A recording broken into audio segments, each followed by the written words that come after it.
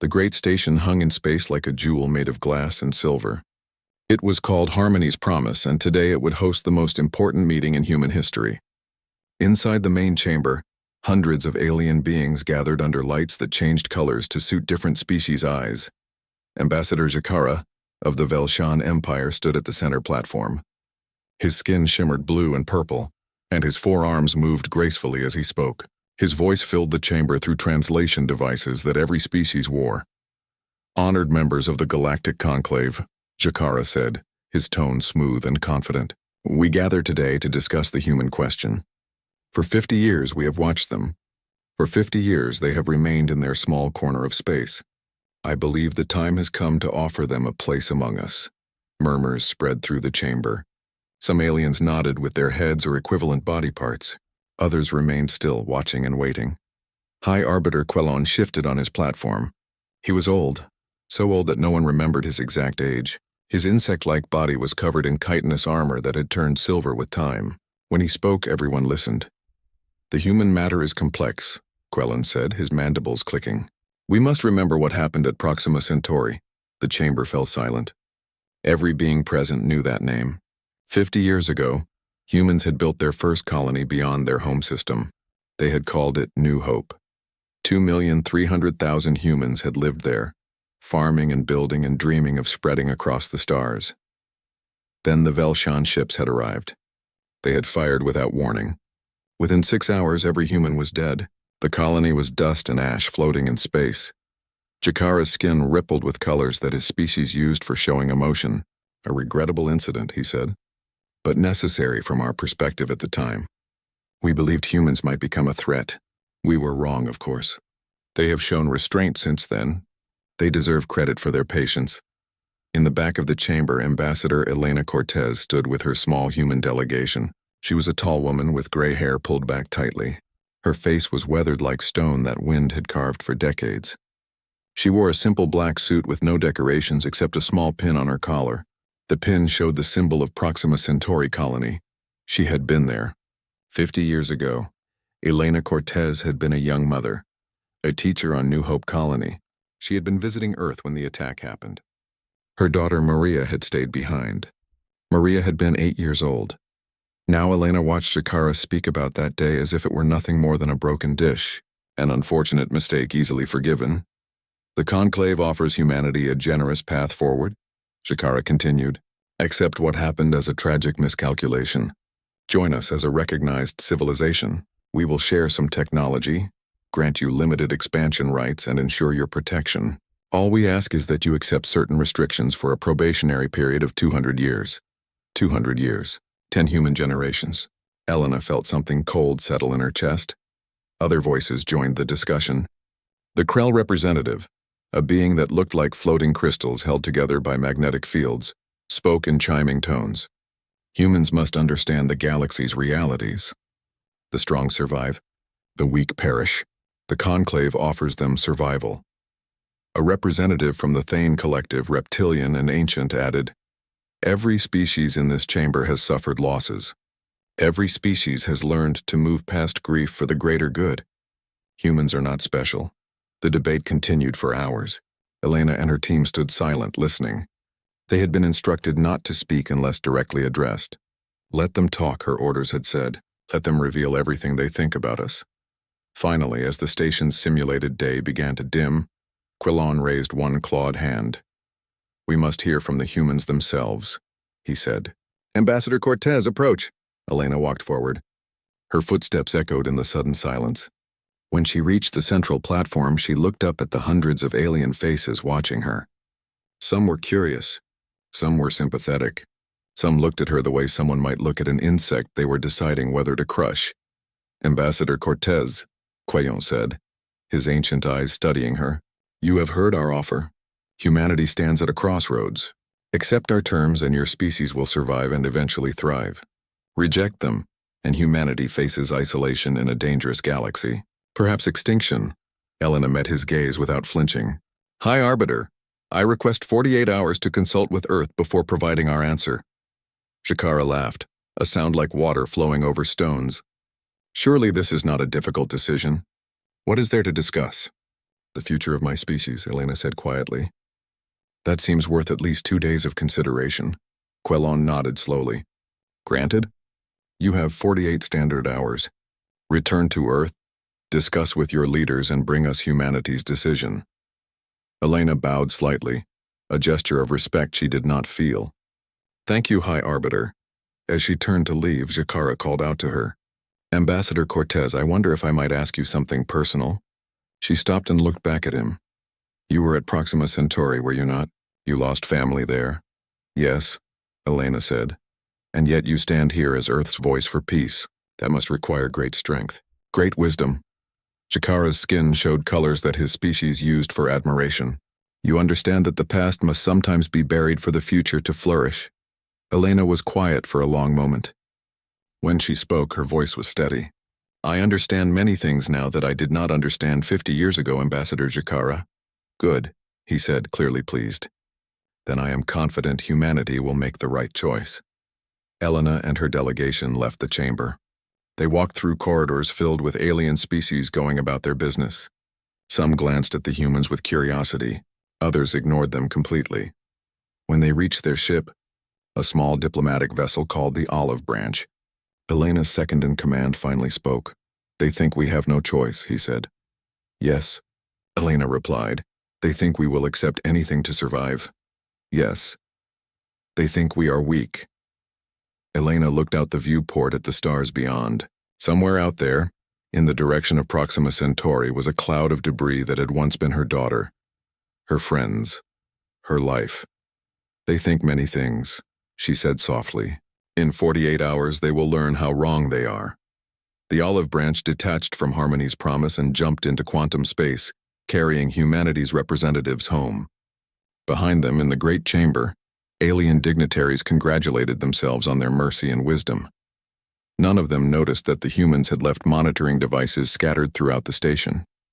None of them suspected that human intelligence operatives had been aboard Harmony's promise for months, learning its systems, mapping its weaknesses, preparing for what might come.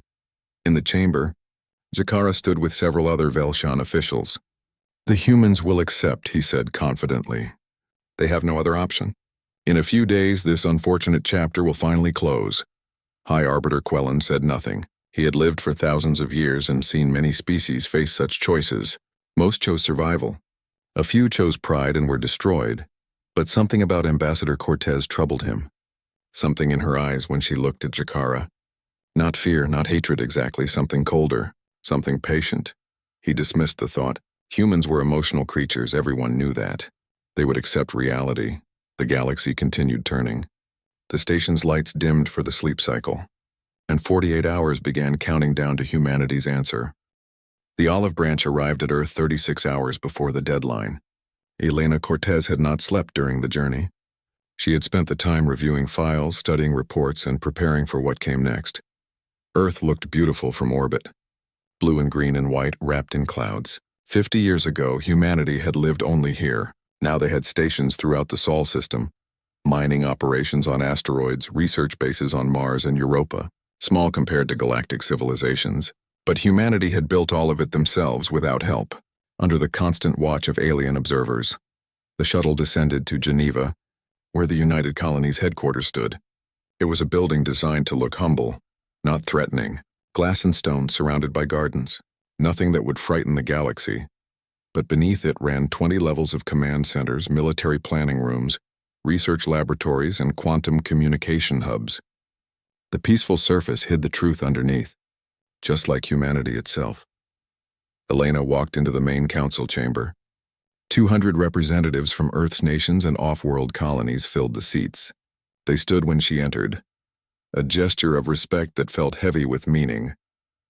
At the center table sat the most powerful humans alive. Chancellor David Osei of the United Colonies, Admiral Marcus Chen, head of all human military forces, Director Sarah Okonkwo of Human Intelligence, Dr. James Winters, Chief Scientist of the Advanced Research Division, and others, each representing a crucial part of humanity's infrastructure.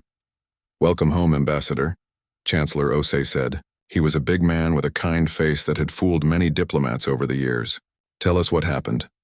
Elena told them everything. She described Jakara's arrogance, Quayon's caution, the conclave's certainty that humans would accept their terms. She played recordings of the entire session. When she finished, the chamber was silent. "They truly believe we have no choice," Chancellor Osi said quietly. "They are certain of it," Elena confirmed. "Then they are fools," Admiral Chen said. He stood, his military uniform crisp and decorated with medals earned in conflicts most civilians did not know had happened. "Director Okonkwo, show them." Sarah Okonkwo activated the holographic display. Images filled the air above the council table. Ships, weapons, technology that should not exist. "For 50 years, Sarah said, her voice calm and professional. "Humanity has prepared. While they watched us, we watched them back. When they destroyed Proxima Centauri, we collected every piece of their technology we could recover. We studied it. We reverse-engineered it. We improved it. The images changed, showing shipyards hidden in asteroid belts, manufacturing facilities on distant moons, research stations in the outer solar system where alien sensors could not reach. We built a fleet," Admiral Chen said. "Not a large fleet by galactic standards, but a smart one. We have 147 warships equipped with weapons the Conclave has never seen. Quantum displacement drives that let us appear anywhere instantly. AI guidance systems that think faster than any organic brain. Relativistic kill missiles that cannot be stopped once launched." More images appeared. Battle simulations. Strategic maps. Casualty projections. "We can hurt them," Chen continued. "We can hurt them badly. The Velshan Empire in particular. Their military is large but soft, designed for ritual combat and displays of power. They have not fought a real war in 3,000 years. We have been studying war constantly for our entire history." Dr. Winters spoke next, his voice troubled. "But we need to be clear about costs. Even with our advantages, this would be the most destructive war in human history. We estimate military casualties at 40%. Civilian deaths could reach hundreds of millions if the Conclave decides to unite against us. We might win battles, but a long war would destroy us." "So we would need to win quickly," said Chancellor Osei. "Yes," Chen agreed. "Strike hard, strike fast, break the Velshan Empire before the Conclave can organize a response. Force them to accept our terms instead of their terms." Elena watched the council members absorb this information. She saw fear on many faces, hope on others, anger on most. "There is another option," said Representative Amara Ndlovu from the African Union. "We could accept their terms, survive, build strength slowly over 200 years, live to fight another day. 200 years as second-class citizens," said Representative Liu Feng from the Asian Coalition. 200 years of restrictions and controls. 200 years where they can crush any colony they consider threatening. Is that living?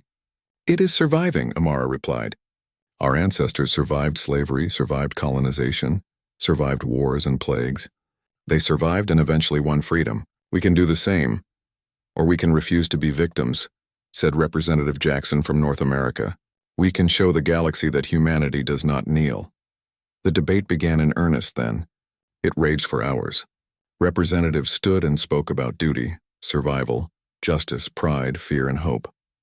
The chamber grew hot with the passion of 200 voices arguing humanity's future. Elena listened to all of it.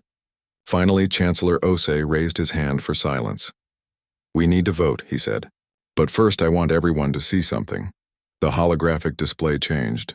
Now it showed images from Proxima Centauri, not computer simulations. Real footage recovered from the colony's final moments.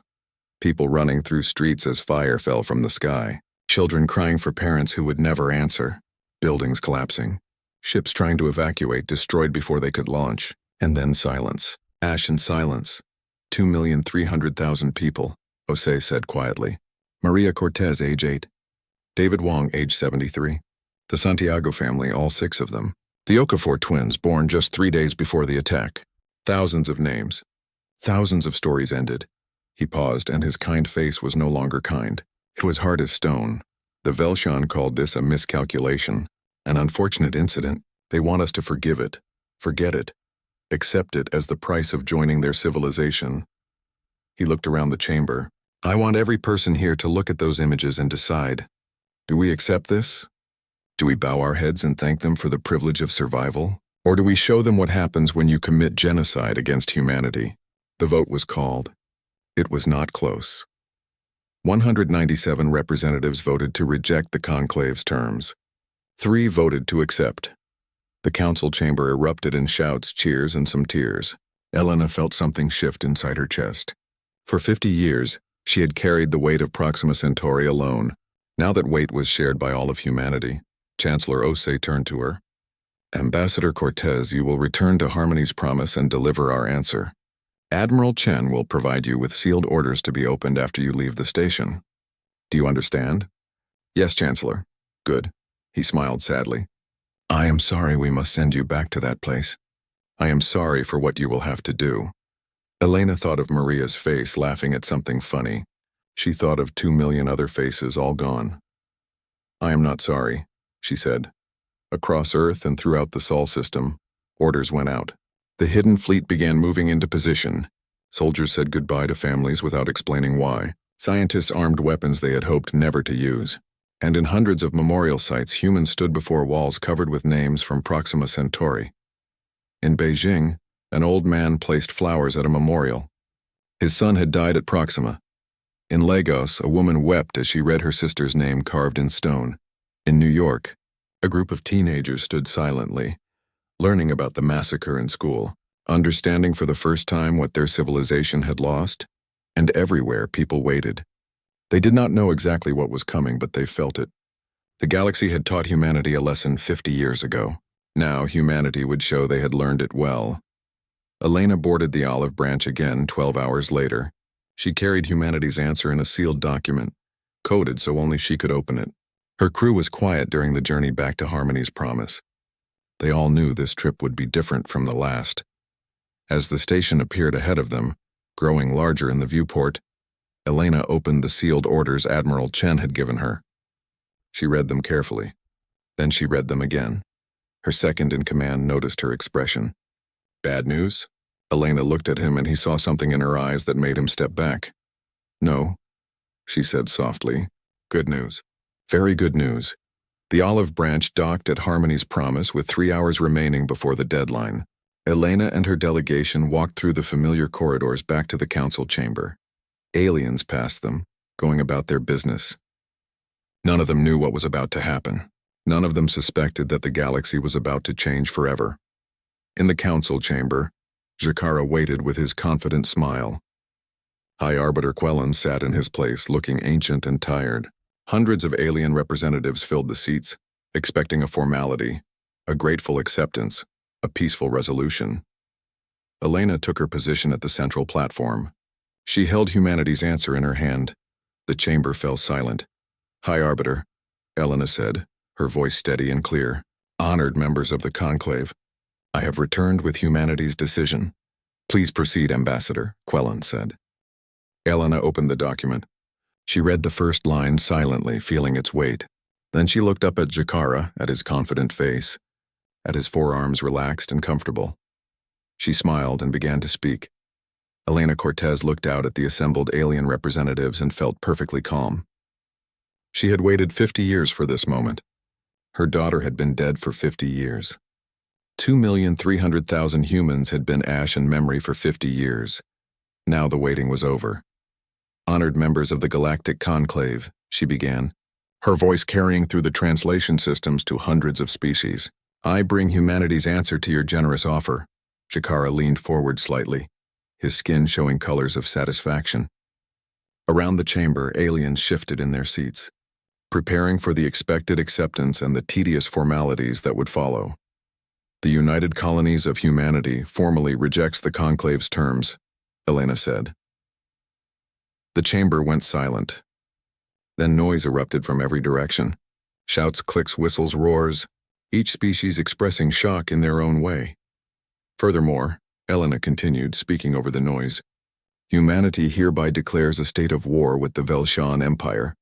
The chamber fell silent again, but this time the silence was different. It was the silence of shock so complete that even breathing stopped. Jakara stared at her. His skin flashed through colors so quickly they blurred together. You cannot be serious.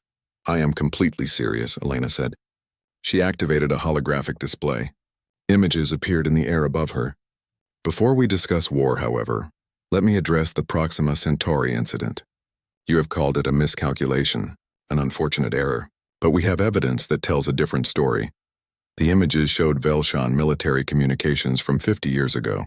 They had been encrypted with codes the Velshan believed unbreakable. Human intelligence had broken them 30 years ago. These are your own transmissions from the attack, Elena said, reading from them. Commander Javan to fleet. Target all population centers first. We want no survivors to spread news of human resistance. Admiral Crest to command. Strike shows strength. Other young species will learn from human extinction. She looked directly at Jakara. This was not a miscalculation. This was a deliberate genocide intended as a warning to the entire galaxy. You wanted to kill every human at Proxima Centauri. You succeeded, congratulations. Jakara's skin had gone pale. These communications are fabricated. Lies. They are authenticated by 3 independent species cryptography experts, Elena said calmly. All the evidence has been submitted to the Conclave's own records. Anyone can verify it. High Arbiter Quellen's mandibles clicked rapidly, a sign of distress. Ambassador Cortez, even if this evidence is accurate, war is not the answer. The Velshan Empire has a fleet of over 10,000 warships. Humanity has, at most estimates, perhaps 100.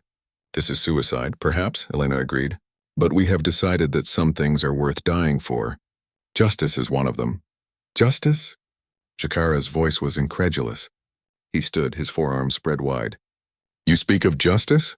You primitive, short-lived creatures? We Velshan have ruled our space for 40,000 years. We have fought and won 1,000 wars. You have existed as a unified species for barely 3 centuries. What can you possibly do to us? Elena smiled. It was not a pleasant smile. Let me show you. She pressed a control on her datapad. Throughout the chamber, hidden devices activated. The humans had planted them over months of careful infiltration. Now they broadcast a signal that overrode the station's communication systems. Every screen in the chamber showed the same images. Velshan space, 17 different locations, 17 military installations, and 17 human fleets dropping out of quantum displacement directly on top of them. The attacks were happening in real time. The aliens in the chamber watched as human ships appeared from nowhere, moving in perfect coordination. Weapons fired, not primitive explosives or energy beams. Something different. Missiles that seemed to warp space around them, making them impossible to track. Energy weapons that didn't just destroy but erased, leaving no debris behind. Swarms of small attack craft guided by artificial intelligence that thought and reacted faster than any organic crew. The first Velshan installation died in 4 minutes. The second took 6 minutes. Others fell just as quickly. No, Jakara whispered, watching his empire burn. No, this is impossible. We learned from you, Elena said, still speaking calmly while chaos erupted around her. When you destroyed Proxima Centauri, we recovered pieces of your ships. We studied them. We improved on them. While you watched us and dismissed us as primitive, we built a fleet that could kill you. Admiral Chen's voice came through the communication system, broadcast to the entire chamber. This is Admiral Marcus Chen of the United Colonies Armed Forces. At this moment, human fleets are engaging Velshan military targets across 17 systems. We have achieved complete tactical surprise. Velshan casualties are estimated at 47,000 and rising. Human casualties 0. The number hung in the air. 47,000. More than 20 times the number of humans who died at Proxima Centauri. High Arbiter Quellon rose from his seat. This must stop immediately. Ambassador Cortez, recall your forces. The Conclave will mediate. We can find a peaceful solution. No, Elena said simply. No? Quellon's ancient voice cracked. You would condemn your entire species for revenge? We would teach the galaxy a lesson, Elena replied. She looked around the chamber at hundreds of alien faces showing fear, shock, and anger. For thousands of years you have operated under certain rules. The strong do what they want. The weak accept what they must. Species are destroyed and everyone calls it unfortunate but necessary. She stepped forward, and despite being much smaller than most beings in the chamber, her presence filled the space. Humanity rejects these rules, she said. We will not accept genocide as diplomacy. We will not forgive mass murder as policy, and we will not join a civilization built on the graves of species who could not defend themselves. Then you will die, Jakara snarled. The Conclave will unite against you. Every species here will hunt you down. Perhaps, Elena said, But first your empire will fall, and every species watching will learn what happens when you commit genocide. They will learn that even a small species, even a weak species, can make you pay a terrible price. Alarms began sounding throughout the station. Security forces were mobilizing. The chamber doors sealed automatically. "You are under arrest," Kelon said, his voice heavy with regret. "All human delegates will be detained until this situation is resolved." Elena pressed another control on her datapad. Throughout Harmony's promise, human infiltration teams activated. They had been aboard for months, posing as maintenance workers, merchants, and tourists. Now they revealed themselves. "I do not think so, High Arbiter," Elena said. "My people control your station's life support, navigation, and defensive systems.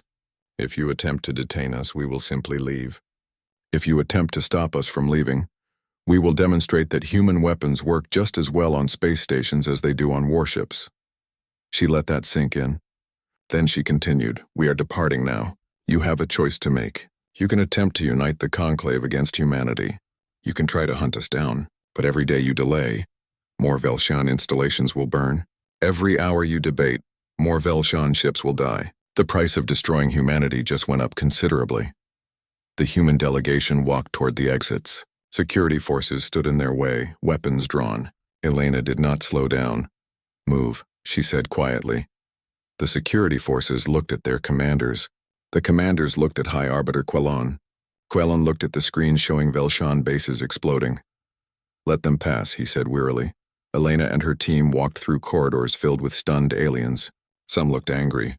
Some looked frightened. Some looked at the humans with something that might have been respect. They reached the olive branch and boarded. As the ship detached from the station, Elena looked back at Harmony's promise one last time. "Do you think they will come after us?" her second-in-command asked. "Eventually," Elena said, "but not immediately. They need time to process what just happened, time to argue and debate, time to realize their comfortable galaxy just changed forever." The olive branch jumped into quantum space, heading back to Earth. Behind them, the conclave chamber erupted into chaos. Species shouted at each other. The Krell demanded immediate action against humanity. The Thane Collective urged caution. Smaller species whispered among themselves, wondering if perhaps the humans had the right idea. Chikara stood alone, watching the screens show his empire's installations burning. His skin had gone completely gray, the Velshan color of shock. "How did we not see this coming?" he whispered. High Arbiter Quelon approached him. The ancient arbiter looked tired, older than he had in centuries. "Because we did not want to see," Quelon said quietly. "We looked at humans and saw primitives. We saw a species we could control, use, dismiss. We never considered that they might look back at us and see enemies to defeat." "What do we do now?" Chikara asked. Quelon watched the human ship disappear from sensors. "Now we learn a lesson that we should have learned long ago. Never underestimate a species that has nothing left to lose." Across the galaxy, Nuzes. 3 months into the war, the galaxy was learning to fear humanity. Admiral Marcus Chen stood on the bridge of the warship Retribution, watching the tactical display. Before him, the Keswick expanse stretched across 3 star systems. It was Velshan territory, wealthy and well-defended, or it had been. "Status report," Chen said calmly. "Velshan tertiary fleet is attempting to regroup at Keswick Prime," his tactical officer reported. 217 ships remaining from their original 400. "They are using the planet's civilian population as a shield." Chen studied the display.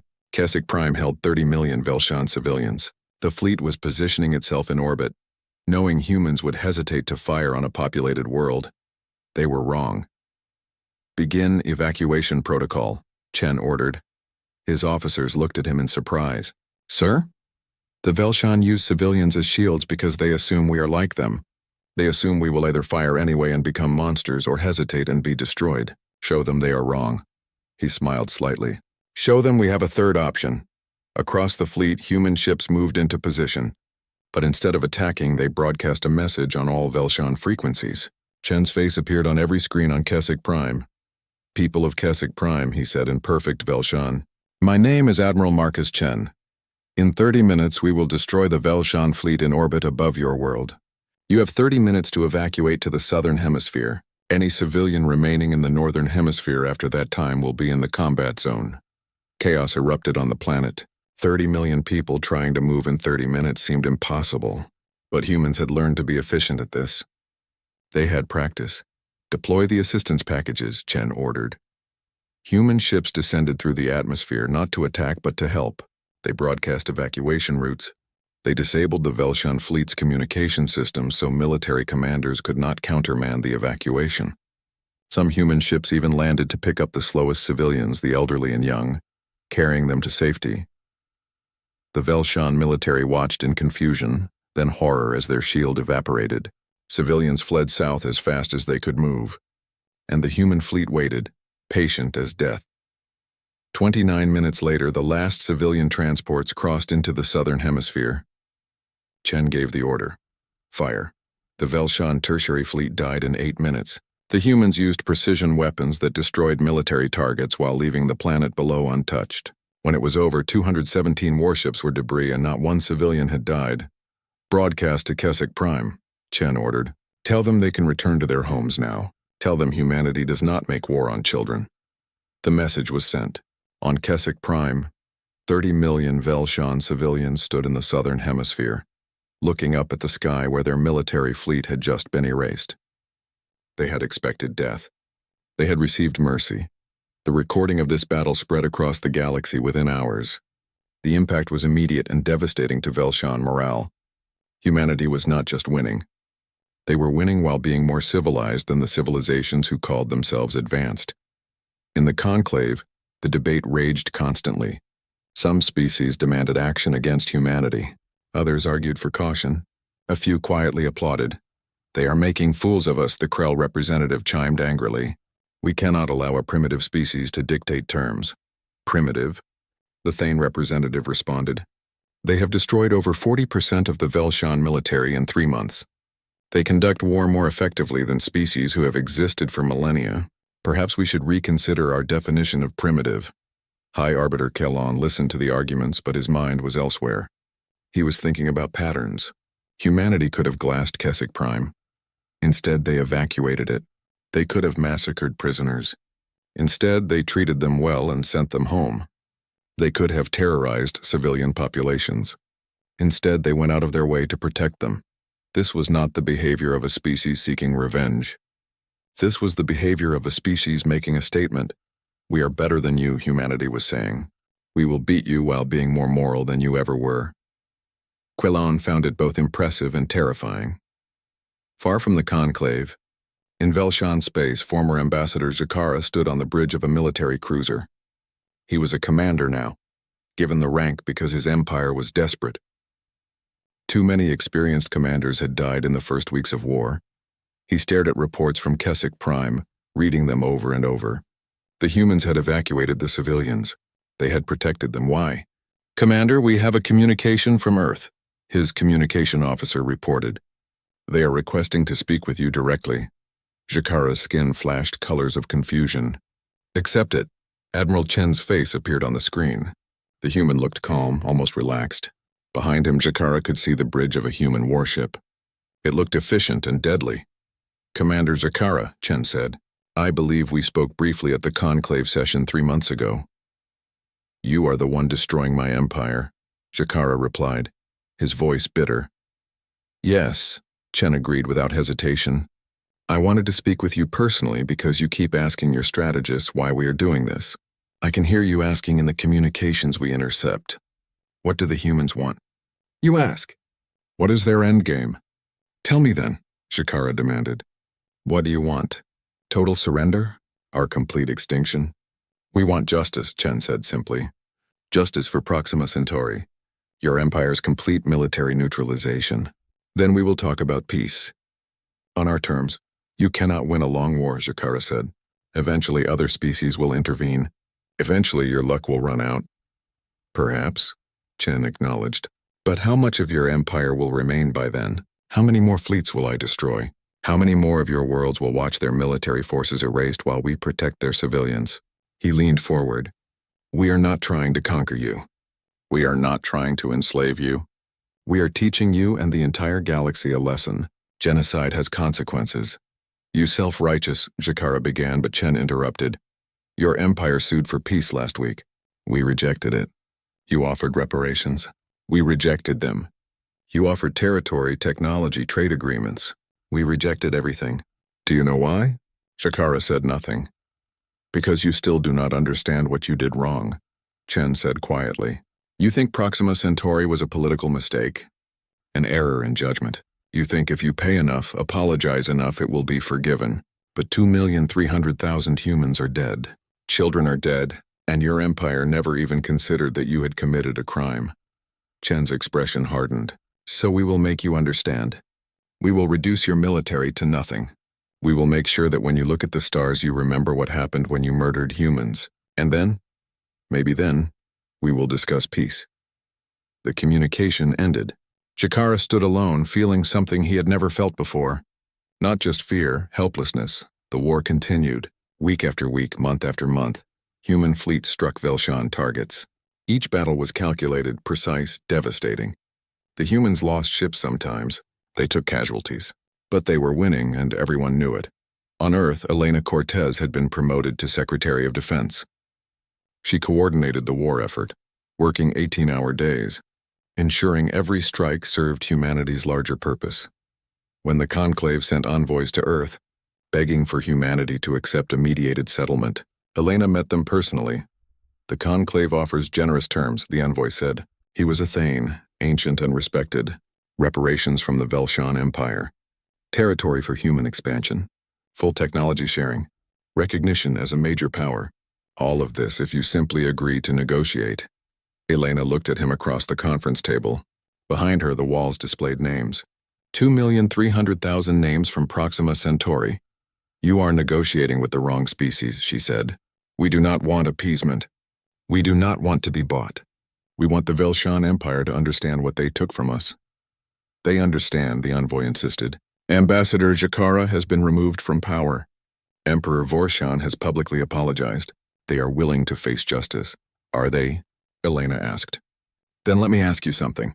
If we stopped right now, if we accepted your generous terms, what would change? Would the Conclave create laws against genocide? Would you establish protections for young species? Would you ensure that what happened to us never happens again? The envoy hesitated. The Conclave operates by consensus. Such changes would take time. There is your answer, Elena said. You want us to stop because we are making you uncomfortable. Not because you think we are wrong. You want the old order back, where the strong do what they want and the weak accept it. But humanity rejects that order. She stood, and the envoy stood with her. When the Velshan Empire is neutralized, Elena said, when they can never threaten another species again, then we will talk about peace. Until then, the war continues. The envoy left and Elena returned to her work. Reports flooded in constantly. Battle results. Casualty counts. Resource allocations. Each one represented human lives being risked, human resources being spent. Sometimes, late at night, she wondered if they were doing the right thing. Then she would look at Maria's picture on her desk, frozen at age 8, forever young, and she would return to work.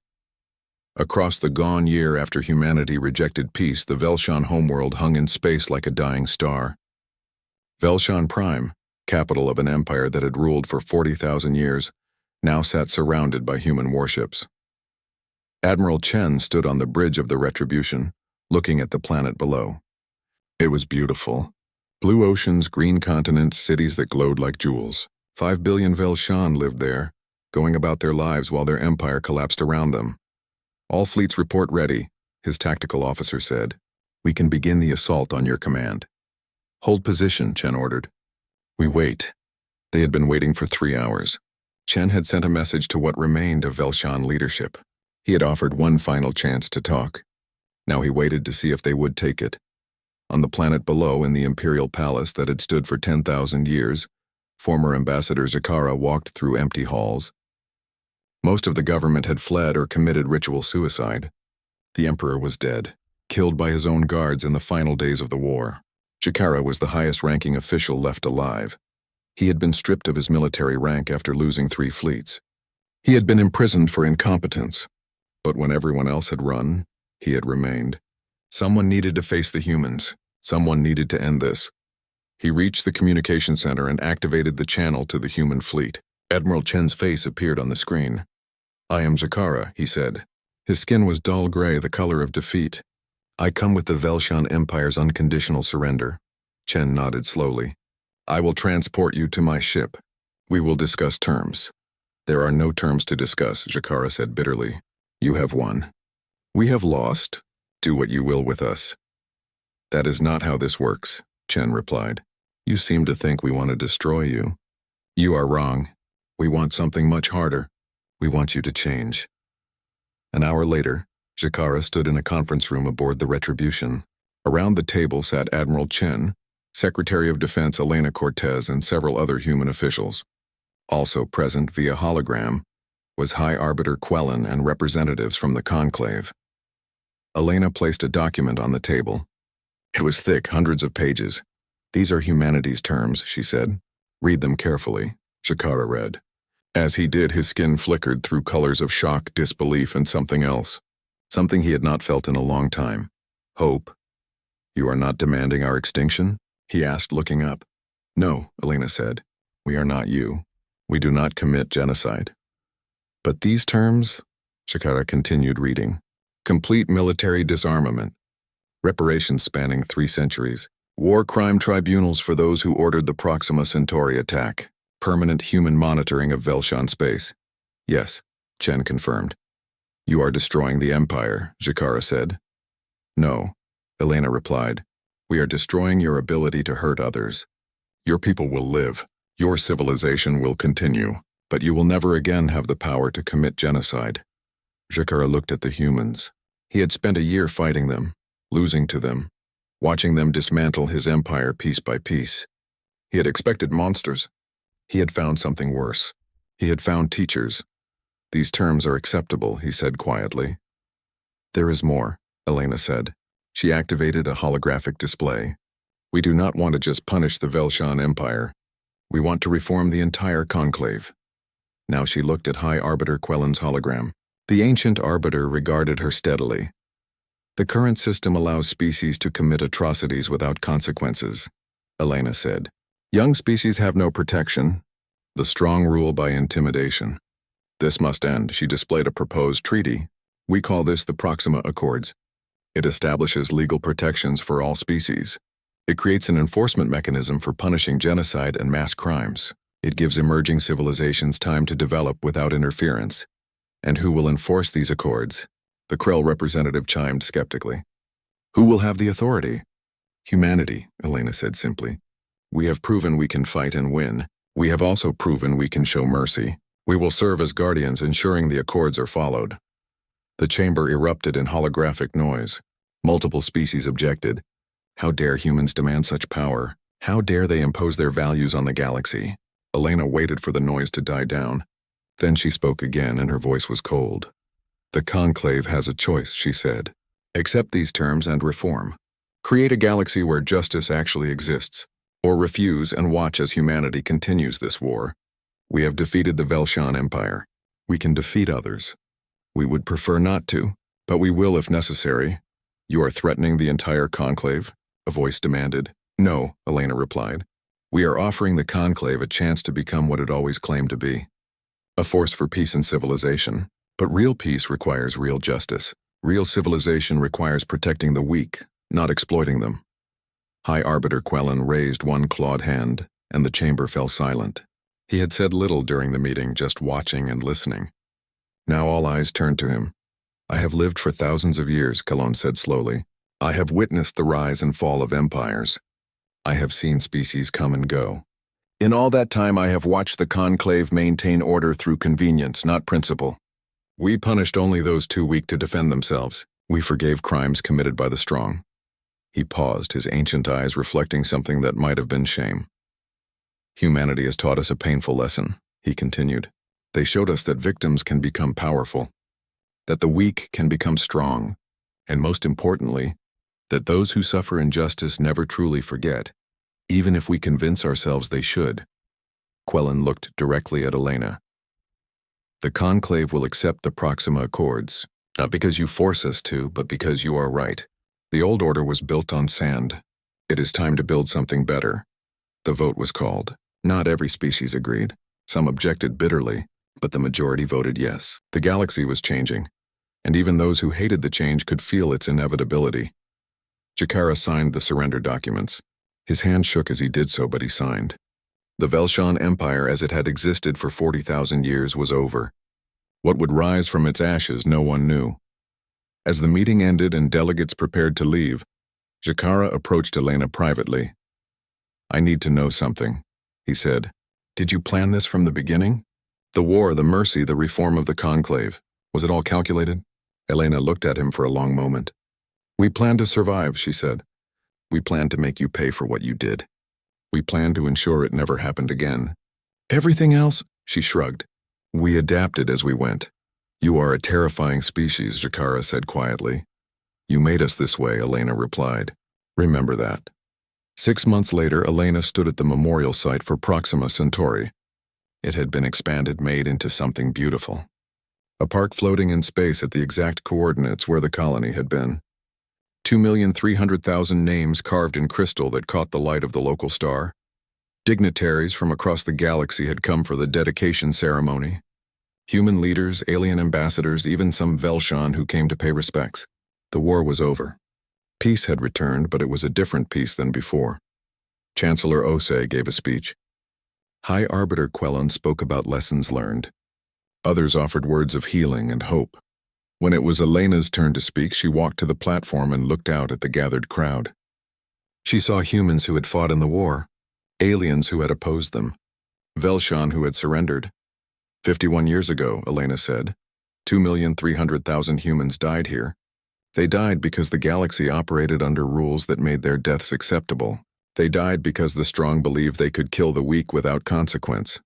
She paused, looking at the names shining in the starlight. We could not bring them back, she continued, but we could ensure their deaths meant something. We could make the galaxy understand that genocide carries a price, not just a political price or an economic price, but a real price paid in blood and fire. We chose vengeance over peace, Elena said. We chose war over survival. Many in this crowd thought we were foolish, suicidal, emotional creatures making irrational choices. She smiled slightly. Perhaps we were all those things. But we were also right. And now the galaxy has changed because of it. She gestured to the memorial. These names represent a question the galaxy must answer. Will we build a civilization where such deaths never happen again, or will we slip back into the old ways? Humanity will be watching, Elena said. We will enforce the Proxima Accords. We will protect emerging species. We will ensure justice exists not just in words but in reality. This is our promise to the dead. This is our promise to the future. The ceremony ended. People dispersed slowly, stopping to read names, to reflect, to remember. Elena stood alone for a while, looking at Maria's name. Maria Cortez, age 8. Forever young. Forever lost, we did it, Elena whispered. We made them understand. I hope you would be proud. Admiral Chen approached, standing beside her in silence for a moment. 50 years from now, he said quietly. Historians will debate whether we did the right thing.